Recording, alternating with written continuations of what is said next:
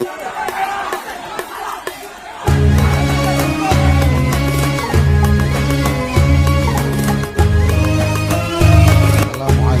warahmatullahi wabarakatuh. Alhamdulillah wa syukurillah wassalatu wassalamu ala rasulillah Sayyidina Maulana Muhammad ibn Abdullah wa ala alihi wa sahbihi mawala. Ma'ba'd. Yang mulia Rais Syuriah Pengurus Nahdlatul Ulama Provinsi Bali, Kiai Nur Hadi, yang saya hormati para pejabat pemerintahan Provinsi Bali, baik sipil, TNI maupun Polri, khususnya Pak Kepala Badan Kesbangpol yang mewakili Pak Gubernur, Pak Gede Suralaga, yang saya hormati teman-teman PBNU yang ikut hadir bersama saya, Ketua Pak Ahmad Swaidi, ada Wakil Sekjen Ibu Sidratul Naim, ada Bendahara Pak Nur Zaman, dan teman-teman dari Lakpesdam mungkin sudah hadir juga bersama kita. Yang saya hormati Ketua Tanfidiyah Pengurus Wilayah Nahdlatul Ulama Provinsi Bali, Pak Abdul Aziz beserta seluruh jajaran PWNU Bali.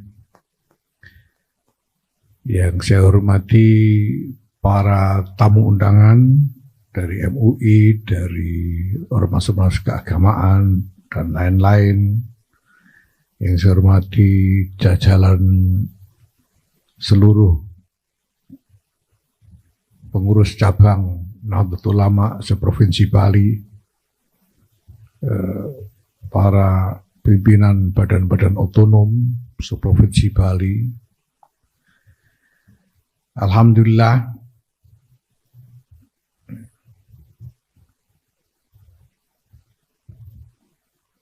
kalau saya datang sebagai ketua umum di kegiatan PWNU seperti ini bukan anugerah sebetulnya, tapi protap. Jadi ini memang prosedur tetap bahwa di dalam kegiatan-kegiatan tingkat pengurus wilayah memang PBNU harus hadir, dan selama ini memang dalam setiap kegiatan khususnya pelantikan pengurus dan musyawarah-musyawarah kerja, saya biasanya memang harus datang sendiri. Bapak Ibu yang saya hormati, pertama-tama saya ucapkan selamat kepada pengurus wilayah Nahdlatul Ulama Provinsi Bali yang sudah hampir menyelesaikan masa khidmahnya, karena tadi disebut oleh Ketua Pak Abdul Aziz bahwa masa khidmah PWNU Bali ini berakhir November, dan sekarang saya kira Muskerwil ini merupakan momentum untuk bersiap-siap melakukan konsolidasi persiapan menuju konferensi wilayah yang akan datang. Mudah-mudahan semuanya berlangsung dengan baik, lancar, dan sukses. Amin. Kiai Nur Hadi tadi, Rais Syuriah menyebut apa yang disampaikan oleh Presiden Prabowo Subianto, bahwa di dalam setiap keadaan krisis di dalam kehidupan berbangsa dan bernegara, Nahdlatul Ulama senantiasa tampil di garis depan di dalam upaya untuk menjaga keutuhan bangsa dan negara ini. Ini sebetulnya bukan hanya soal semangat, bukan hanya soal nasionalisme atau apa,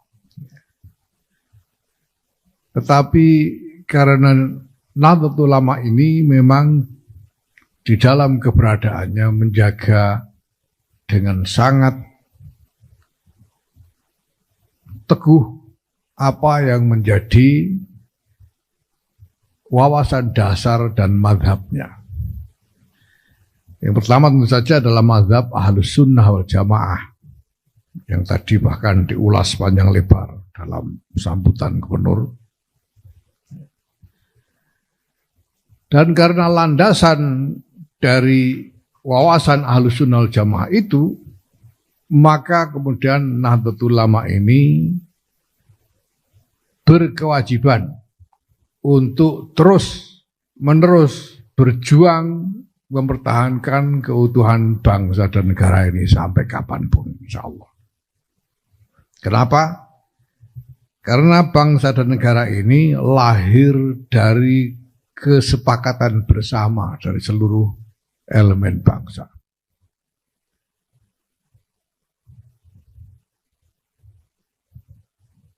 Bangsa Indonesia, Negara Kesatuan Republik Indonesia ini lahir atas dasar kesepakatan dari seluruh elemen bangsa,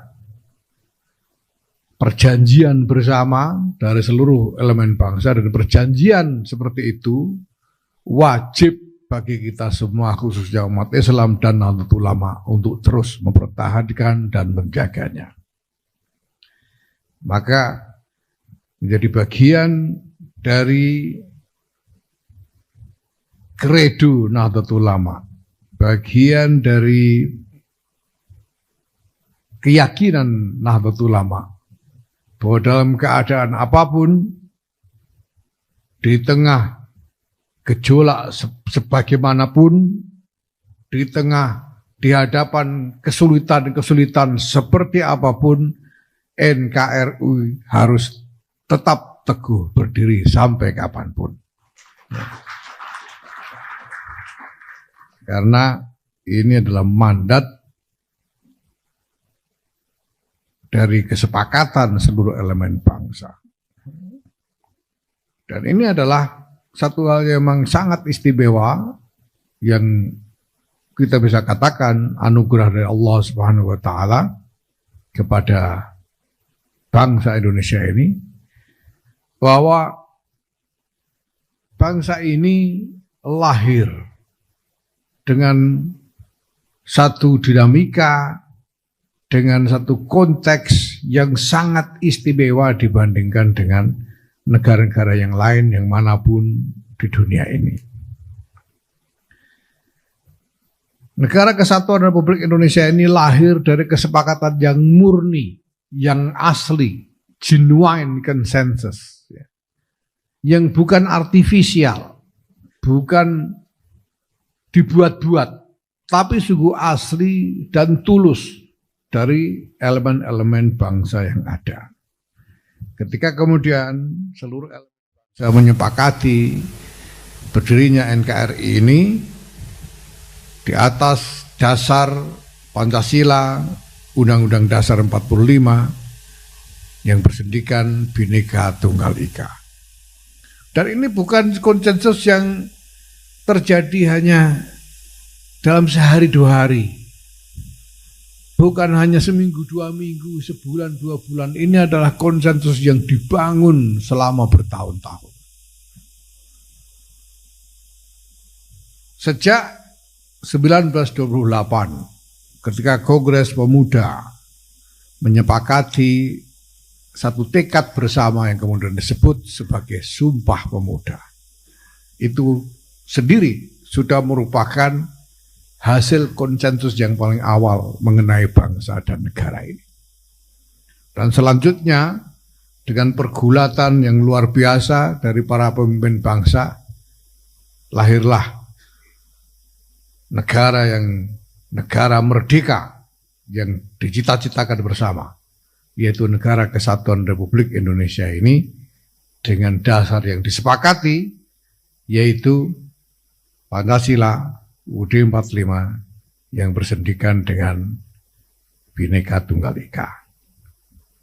Ini Bapak-Ibu sekalian, saya ingin ingatkan terutama kepada kader-kader Nahdlatul Ulama, ini adalah wawasan yang tidak boleh kita tinggalkan, karena merupakan kewajiban kita, kewajiban syar'i, kewajiban menurut syariat, bahwa sampai kapanpun kita harus setia kepada kesepakatan bersama ini. Mengikuti sabda Rasulullah Sayyidina Muhammad SAW, al-mu'minun atau an-nas ala syurutihim. Orang-orang mukmin atau siapapun ketika membuat kesepakatan sebagai pihak yang merdeka dan sukarela, maka kesepakatan itu harus ditaati sampai kapanpun. Sekarang kita telah menyaksikan dalam sejarah bagaimana NU ikut bergulat di dalam menjaga keutuhan bangsa dan negara ini. Satu kesempatan beberapa waktu yang lalu, Presiden Prabowo Subianto mengatakan bahwa kemerdekaan Republik Indonesia itu diproklamirkan di Jakarta, tapi kemudian diuji, langsung sesudah itu diuji di Surabaya. Proklamasinya di Jakarta, ujiannya di Surabaya, ujian yang pertama. Dan saya bilang yang garap ujian itu adalah kiai-kiai dan santri-santri NU di Surabaya waktu itu. Dan seterusnya sampai sekarang. NU tidak boleh lepas dari tanggung jawab pertahanan keutuhan NKRI itu. Itulah sebabnya juga Nahdlatul Ulama senantiasa menjaga sikap toleransi di antara kehidupan berbangsa yang sangat majemuk ini. Mengedepankan harmoni, mengedepankan dialog. Semuanya demi keutuhan bangsa dan negara.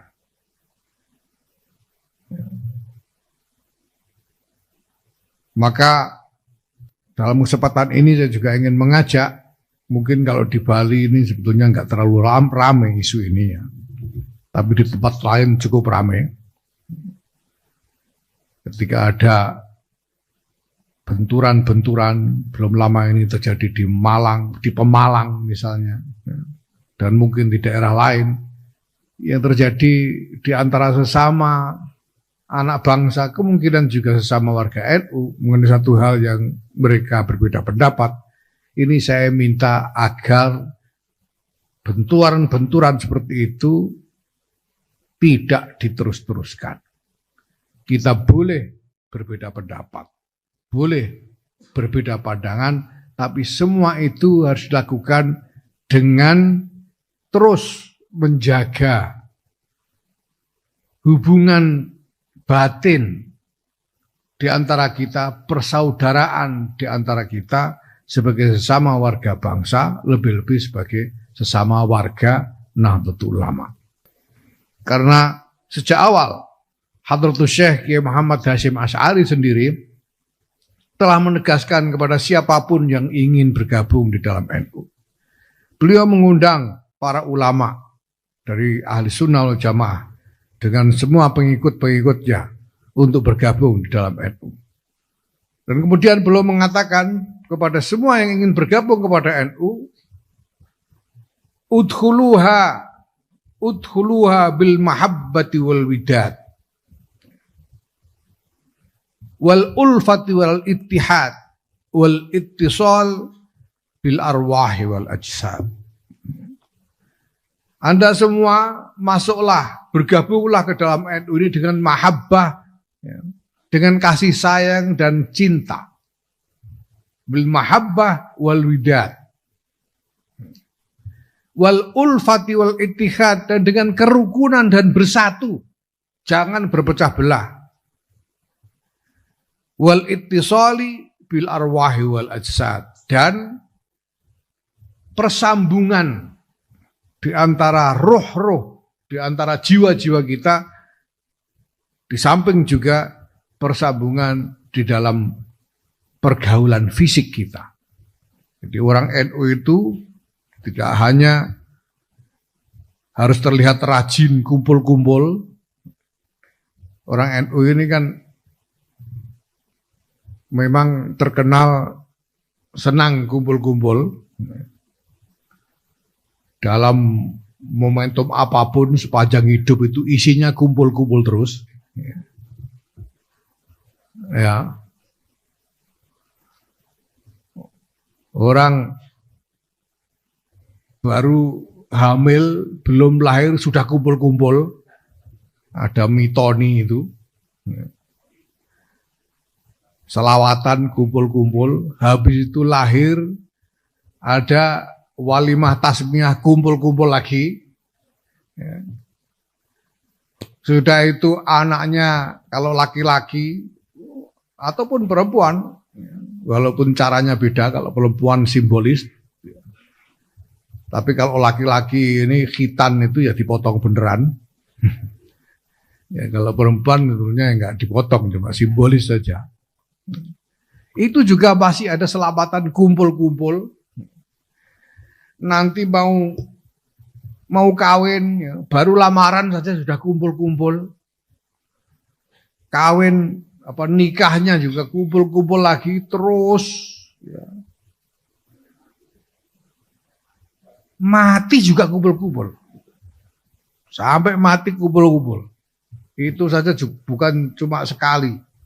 3 hari kumpul lagi, 7 hari kumpul lagi, terus sampai 40 hari. Ini senengnya orang NU. Ini namanya ittisal bil ajsad. Ya. Bersambung satu sama lain secara jasmani, secara fisik. Karena kita berkumpul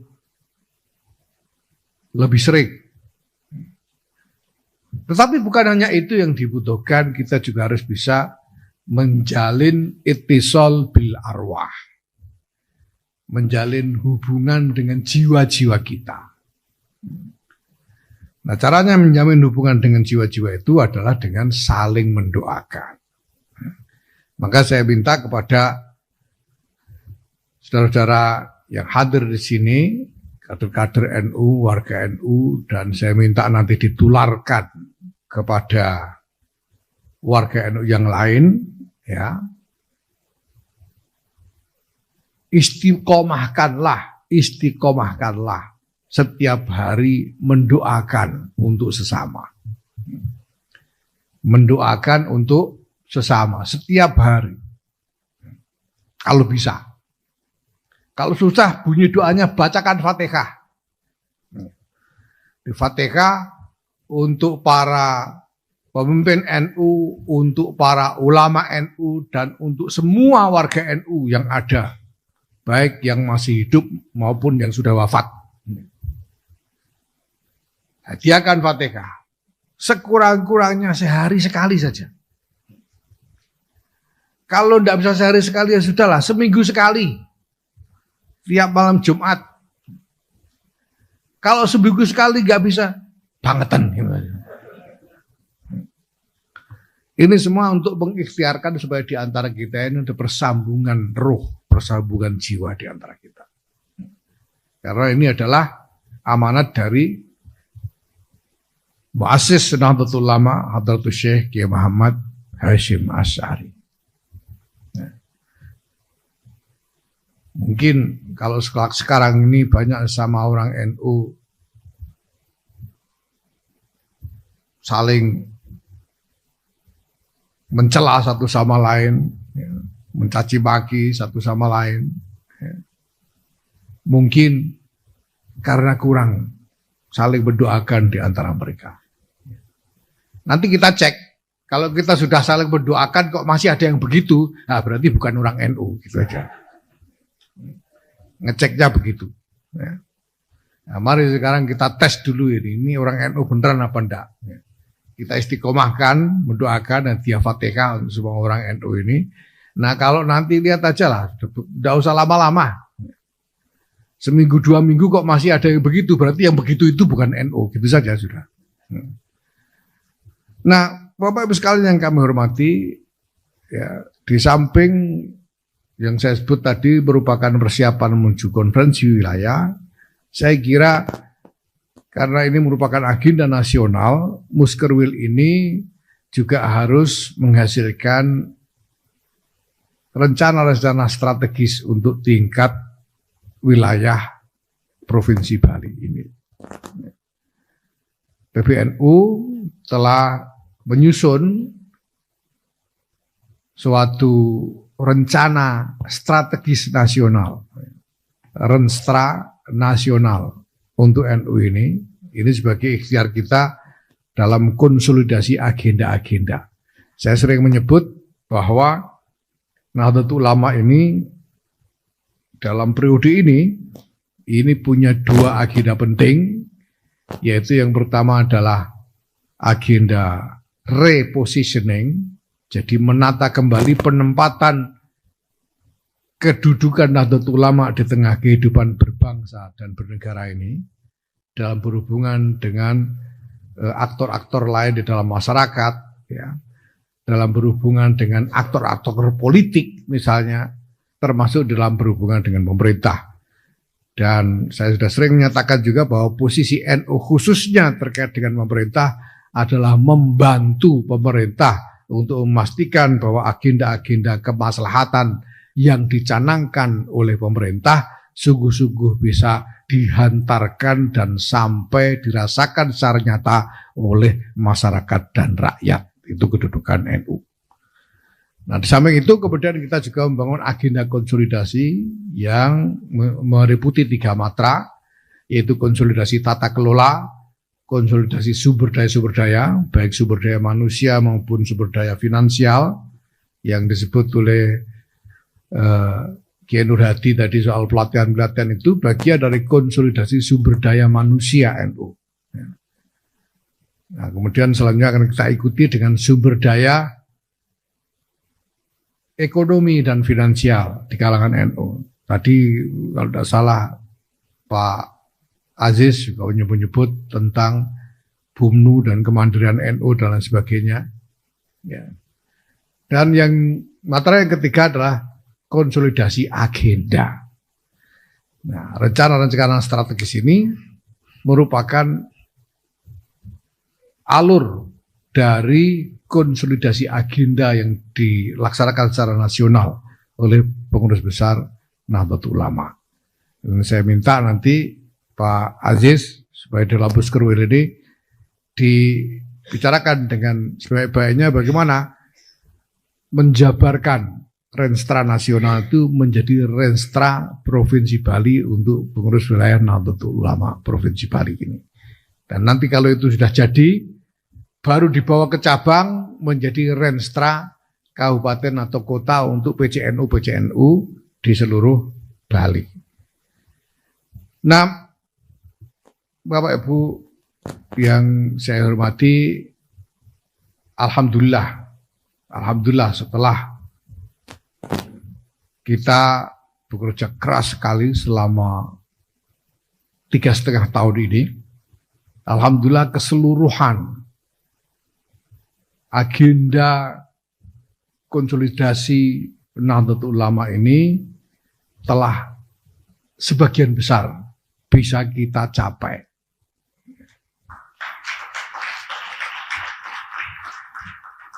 Saya bisa katakan bahwa dari keseluruhan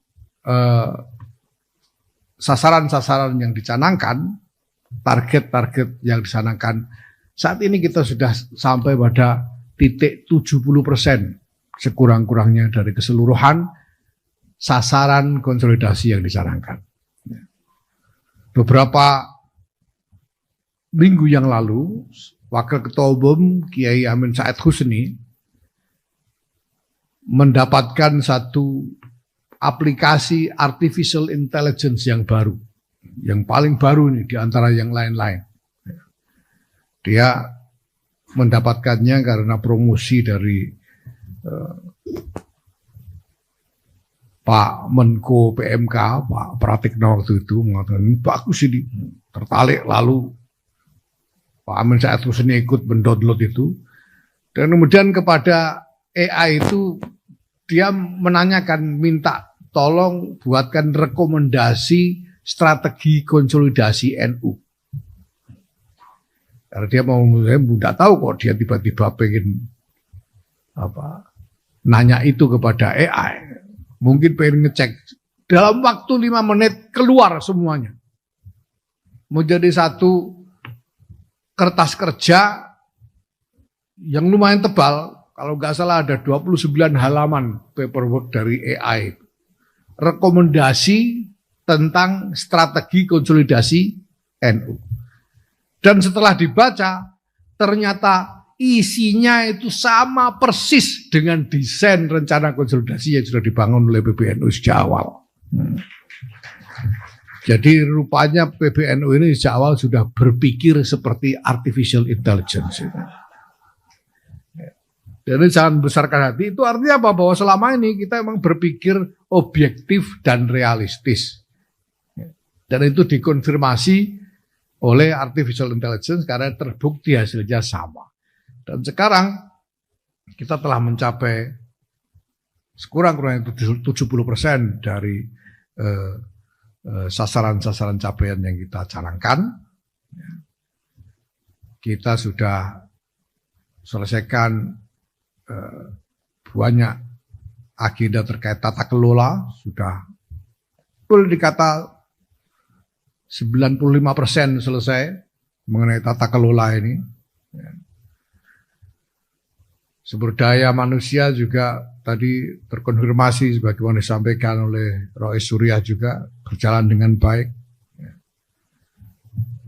Nah, ke depan ya kita sekarang ini sudah punya platform digital untuk pengelolaan organisasi. Ini cabang-cabang sudah masuk belum semuanya? Ada yang belum? Yang kita sebut sebagai Dikdaya itu singkatan dari digital, data dan layanan NU. Sekarang malah dijadikan tema Muskerwil Dikdaya ini. Sebentar lagi ini sudah siap, sebentar lagi kita luncurkan ya, setelah Dikdaya Persuratan nanti ada Dikdaya Kepengurusan dan sekarang sedang mulai dikerjakan bangunan artificial intelligence milik kita sendiri untuk mendampingi penggunaan Dikdaya nantinya. Ya. Saya sudah order karena saya lihat selama ini PWNU, PCNU ini kebingungan nyari admin untuk Dikdaya ini. Mas saya bilang kepada teman-teman ahli AI, bisa nggak dibuatkan AI untuk menggantikan admin? Karena saya kepikiran kalau sampai ke PC aja sudah sulitnya begitu cari admin. Bagaimana dengan MWC? Bagaimana dengan ranting? Nyari apalagi nyari admin. Nyari kuota aja susah. Jangan-jangan kalau mau masuk Dikdaya itu harus nyari wifi gratisan dulu jangan-jangan. Ini kapan mereka bisa masuk ke dalam sistem kalau kita terus begini. Nah, ini maka kemarin saya order dan sekarang sudah boleh dikerjakan sehingga nanti admin-admin ini bisa digantikan oleh artificial intelligence. Sehingga kalau siapapun yang bisa WA-an, bisa main WA, itu bisa langsung mengoperasikan tanpa harus ada admin berwujud manusia. Jadi cukup WA. Jadi mohon maaf nanti ya admin-admin yang sudah ada mungkin ya pensiun kalau sudah jadi. Ya. Ya, tapi saya kira itu tidak masalah karena yang penting bahwa agenda untuk konsolidasi yang memang basis paling strategis dari keseluruhannya itu adalah digitalisasi. Ya, ini mudah-mudahan bisa tercapai. Sekali lagi saya ucapkan selamat bermusyawarah kepada PWNU dan PCNU seluruh Bali ini. Mudah-mudahan menghasilkan hal-hal yang bermanfaat dan saya pesan pertama mulailah melakukan konsolidasi untuk persiapan menghadapi konferensi karena sebelum November saya kira harus sudah ada konferensi. Ini sudah hampir masuk Agustus ya. Agustus, September, Oktober 3 bulan lagi.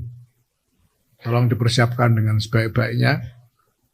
Tapi pada saat yang sama keseluruhan bangunan agenda untuk NU Bali ke depan juga harus diselesaikan tanpa harus terganggu apalagi terhambat oleh momentum-momentum seperti konferensi-konferensi itu.